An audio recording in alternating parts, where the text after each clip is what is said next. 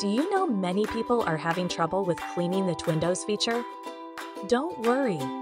In this video, we'll show you how you do this. Let's start.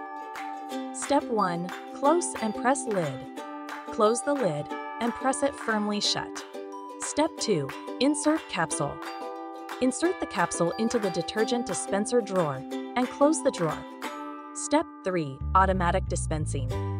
The wash program will automatically dispense the capsule contents at the right time. Step 4. Avoid fabric softener.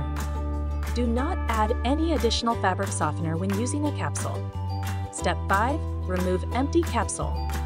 Remove the empty capsule at the end of the program. Note that a small amount of water will remain in the capsule. Step 6. Deactivate or change CapDosing.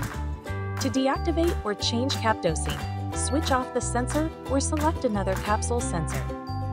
By following these steps, you should be able to properly clean the TwinDos feature on your Miele W1 WWD120 washing machine.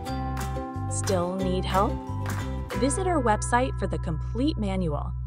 There you will also find questions and answers from other Miele users.